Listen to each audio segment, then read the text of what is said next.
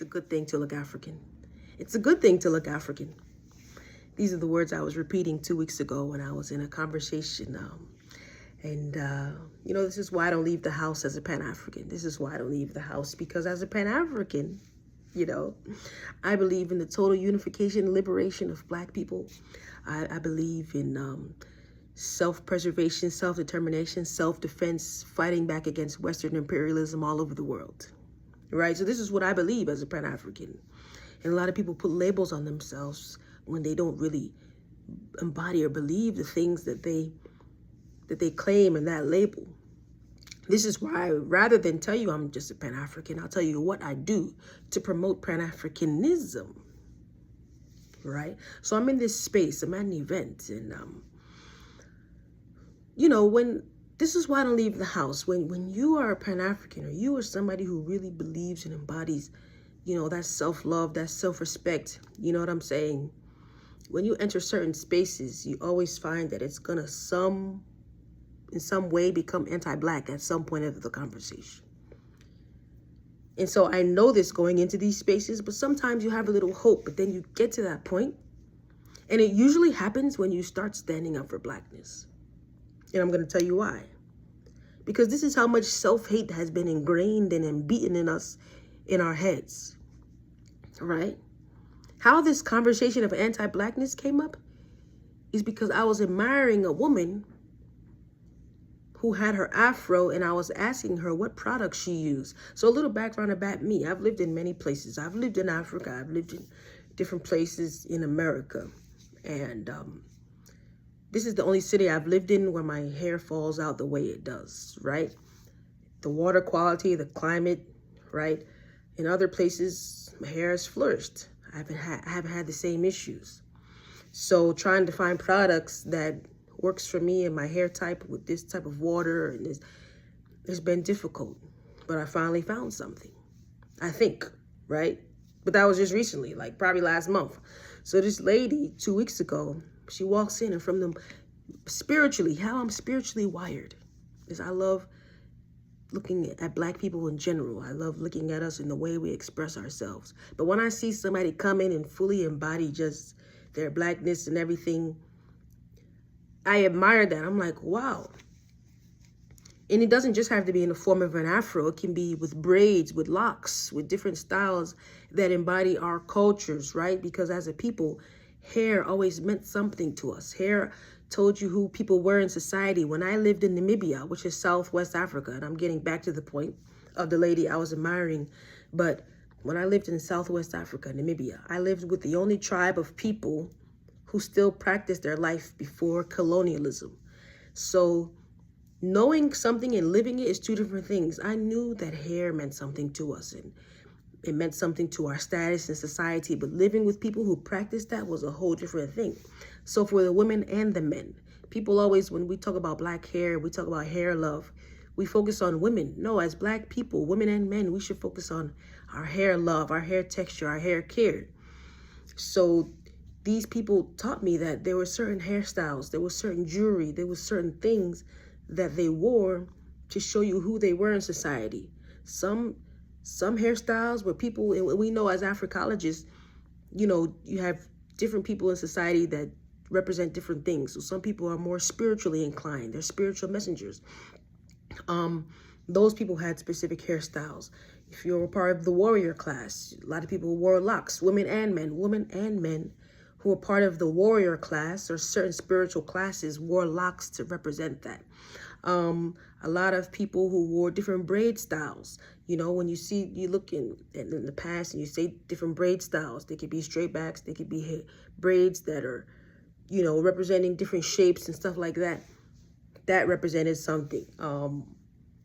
It told people who you were in society. So I can look at you and it's like, okay, maybe in the warrior class, there's these 10 hairstyles that people wear to let you know that they're part of the warrior class, or they're part of this spiritual class, or they're of this age, or they're at this point in life, right?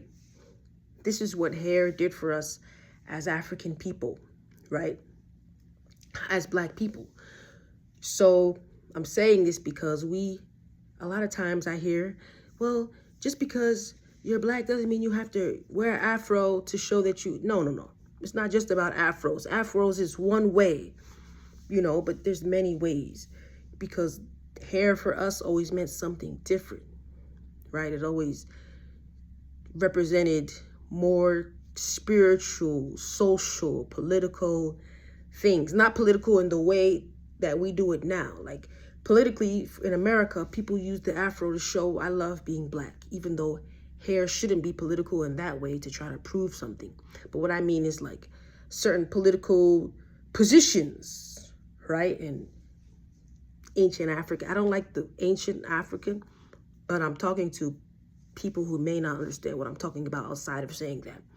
So anyway, back to my original point. As this woman walked in, all I see is a woman who's the same skin tone as me, same features as me, same hair texture as me. All I see is her walking with her perfectly picked afro. And I'm like, oh my God, like how?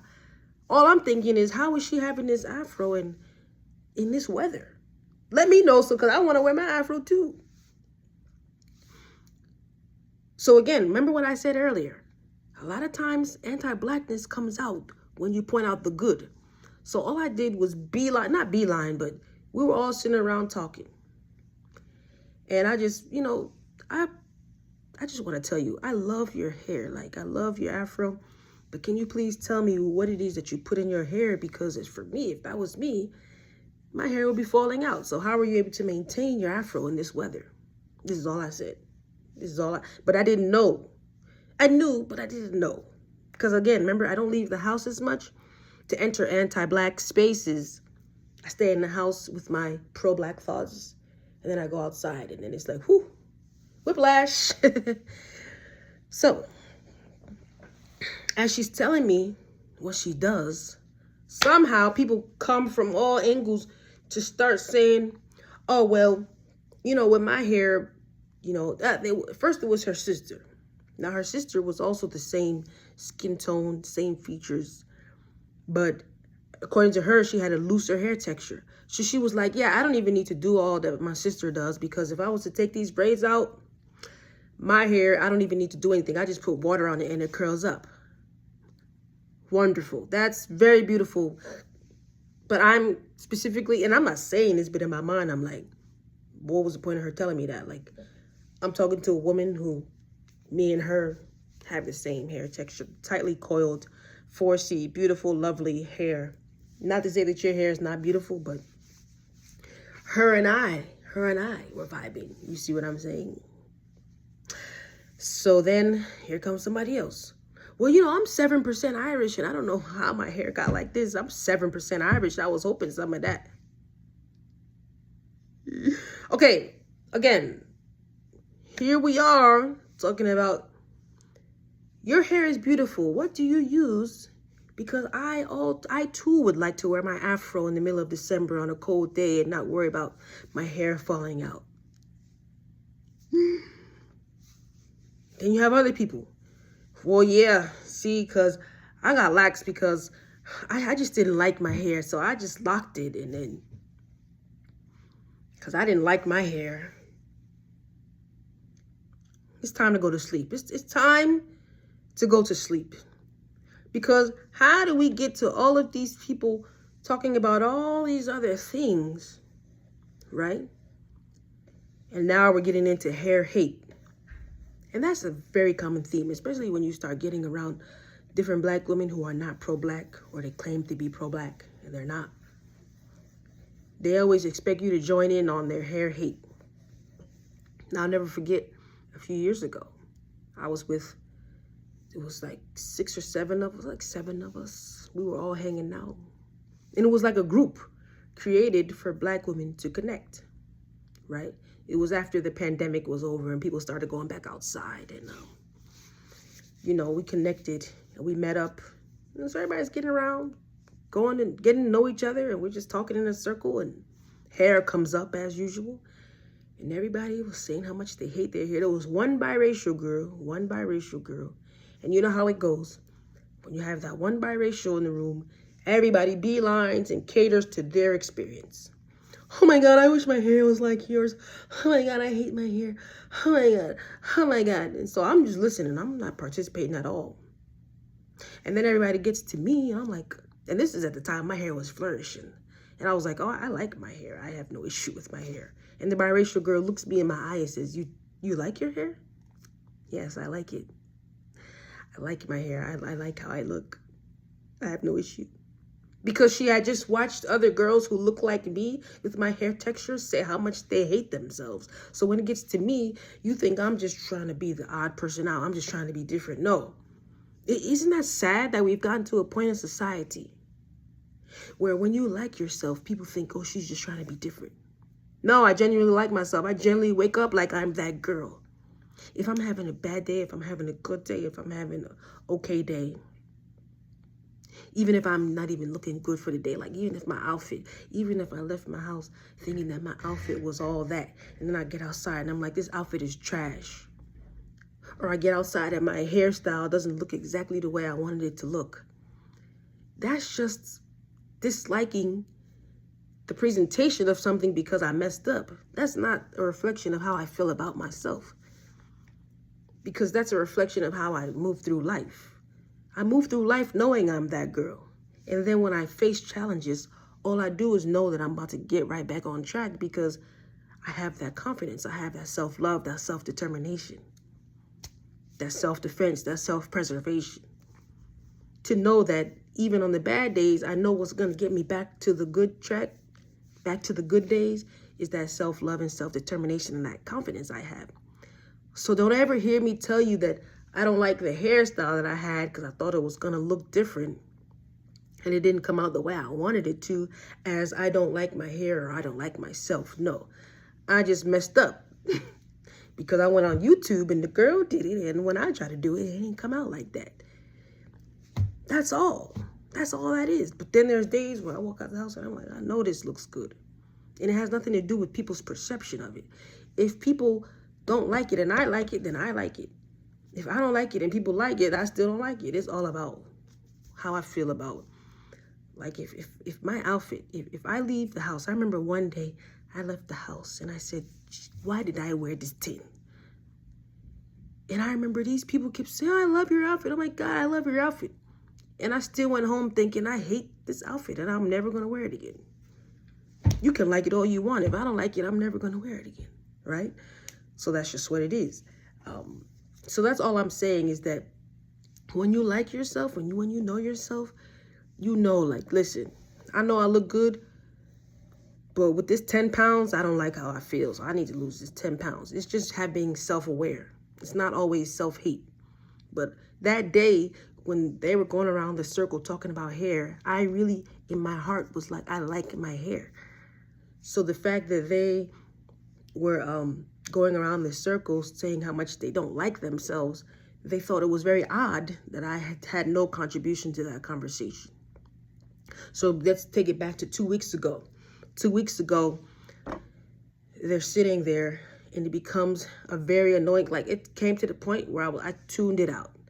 Everybody else was talking and I was just tuned it out, and I just sat there, and I'm very good at tuning out. Like I could be sitting there with people, they could be talking, and if I don't want to know what you're talking about, I will tune you out and focus on whatever's on my phone, and I won't, because I'm getting annoyed at this point. Because it went from me complimenting this black woman who's looking so beautiful to a conversation yet again of a bunch of black women saying how much they hate their hair and this and that, and they don't like their texture, they don't like their this. And I'm like, this is so stupid to me. But the ironic piece was that they all attended the same church where they claim that the pastor is Afrocentric. That's not true. If I'm looking at a room and a majority of people who attend the same church, and they all are sharing the same anti-black sentiments, I'm not going to believe that where you spend your Wednesdays and your Sundays is a place that is Afrocentric and really promotes the love of blackness. That's the reason why I left church many years ago, because I found that no matter what black church I go to, they're still spreading anti-blackness. So I focus more now on studying African spiritualities, because at the end of the day, African spiritualities obviously came from African people, and part of that was promoting self-love, love of yourself, love of your people. And it promotes loving who you are because you're an African person. So, and I told them that at that table because they were trying to invite me to their church. And I was just like, I would rather study African spiritualities because I feel like those things were stripped from us and Black people didn't have a chance to really learn what was ours, right? So she just ended it there. After I said that, she didn't try to invite me anymore. But also, like, why would I come to your church if we just had a conversation where so much anti-Blackness was being spewed? Why would I want to enter a place? If you're telling me your church is Afrocentric and this is what your pastor focuses on, I would expect to hear you guys embrace your hair texture, embrace your African features, embrace your Black features. Some of the people in that room were African American, some people were Caribbean, some people had African parents. I don't think anybody in that room was born in Africa, but some people like me have African parents. I have an African parent and an African American parent. So it was very mixed in that room of different types of Black people. Most of the people were it was different skin tones, but I'm just trying to paint you a picture of what was happening in that room. So how we get to the point of me having to repeat, it's a good thing to look African. It's a good thing to look African, and me being laughed at for saying it. Let me take my breath before I say this, because I've been talking. Okay? So pretty much the woman... So there was a woman. So like I said, the woman, and I don't know if I actually said this, but during the hair conversation, there was a woman who said, well, I'm 7% Irish. I don't know why my hair is like this. Basically saying, why didn't the 7% Irish show up in my hair? And I had to remind her that the majority of her percentage is Black. She said, yeah, majority Black, right? That 7% ain't gonna make no difference, girl. So, so she is an African American who has a husband from Africa. So I was relating with her on that. I'm like, oh my God, my dad is from Africa. My mom is African American. Me and your kids were just alike. And she was like, oh yeah.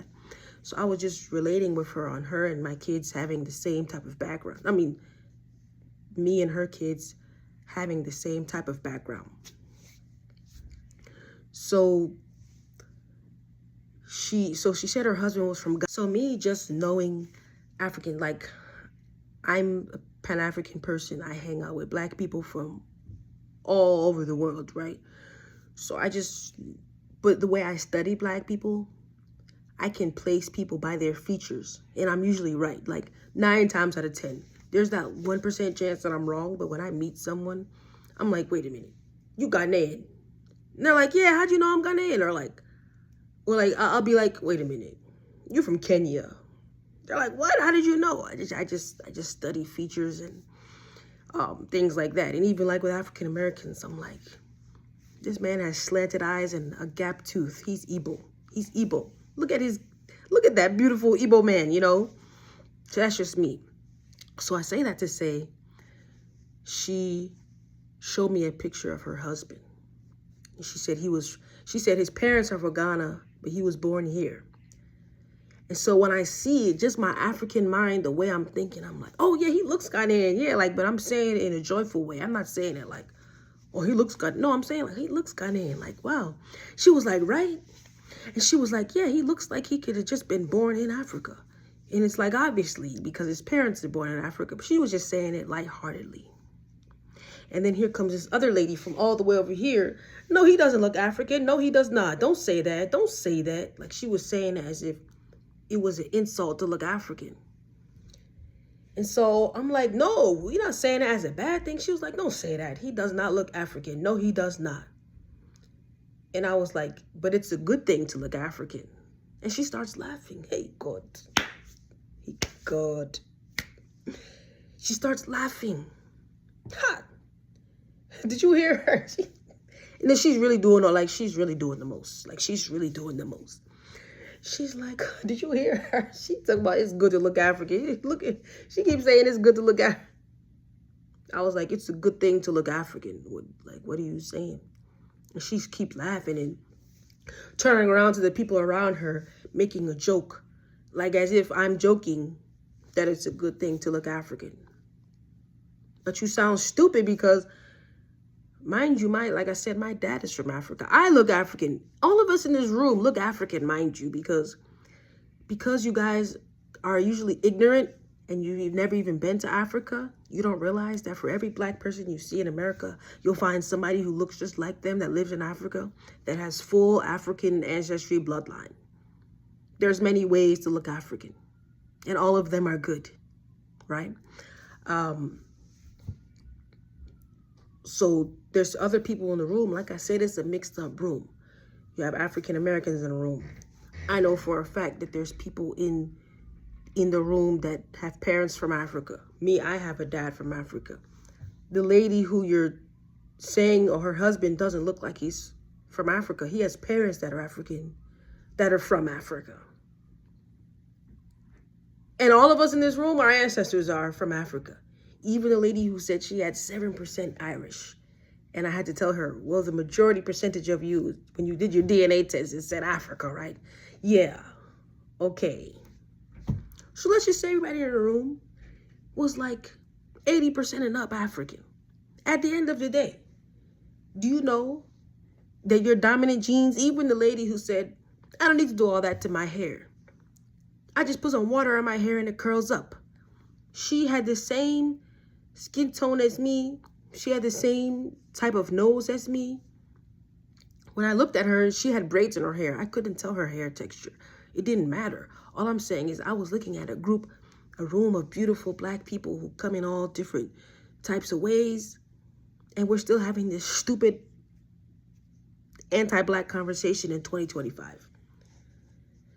But you're telling me, you're trying to invite me to your church that you're telling me is Afrocentric. Why would I want to go to a place where I would come out hating myself?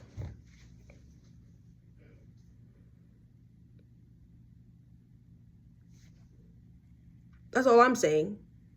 You can't get me to go nowhere where I have to voluntarily sit in anti-blackness. When I go to work and I hear anti-black rhetoric from children who are teenagers, I can handle that. Although it annoys me, I can handle it because these are children. And all of us that live in America have been miseducated. But when they say those things, I go back and all I do is correct it.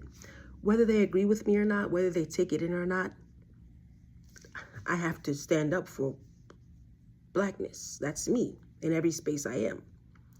When I hear other coworkers say anti-black things, yes, that's a little more disappointing because you're a grown person. When I hear, but also, and I'm not a sellout for money, trust me.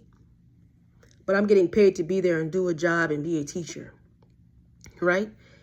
When I go to school, I am a PhD student. I am writing papers about different subjects where my mind can be put into an essay, whether it's 15 to 20 pages, and the professor can look at it and grade it, right?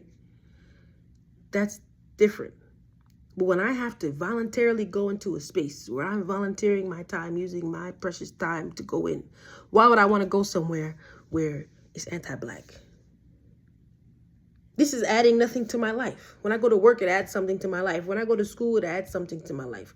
When I go and be out and be social, that's me choosing to be somewhere. I'm not going nowhere where the majority of the people that are standing here are anti-black and they don't like their hair, they don't like their skin, they don't like their ancestry, they don't like nothing about them. Why would I want to be around you? I'm tired of being the person in every setting where I'm the only one that's standing up for blackness, standing up for black hair, standing up for black skin, standing up for black features, standing up for black culture. I'm tired of it. So I stay inside my house. I day for my house. And then when I'm ready to go home, why are you going home? Stay a little longer. Do it. No. Number one, I'm paying to park. I gotta go. I don't want to pay to park. Or I got to stand around and listen to things that are not adding to my life.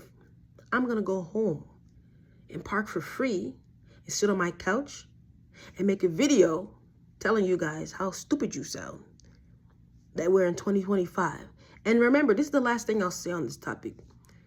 You have to remember, I view society through the eyes of the children. This is how I am. Because if children are overwhelmingly saying certain sentiments, then you know that that's what's being taught to them. So when people blame the next generation for not being this or being that, it's simply because that's how you raised them. There's no other reason. They're not a different type of human species. They are the same humans that we are, that you're literally not teaching them anything that's going to add to this world. So if you're disappointed at their behavior, you should be disappointed at you and your peers, because that's what you raised. So if I'm going to work every day and the values are still the same of what Black people's hair should look like, what Black people's skin should look like, what Black culture should be like, you people aren't teaching them anything. So I'm disappointed in my peers. I'm disappointed in my peers. But then again, I hear my peers still speaking like this. So if you're wondering why we're raising a generation of anti-Black people who don't have that self-love and self-respect and self-confidence, it's because that's what you're raising. I wasn't raised like that. You see what I'm saying? My dad always told me it's good to be Black, it's good to be African, it's good. Your hair is good, your skin is good, everything is okay. So, and this is beautiful how it is. So if you're raising kids who you're telling them their hair is not good enough, their skin is not good enough, their culture is not good enough, and you wonder why, I wonder why my kid doesn't have self-confidence. I don't know why they don't believe in themselves. You are very stupid.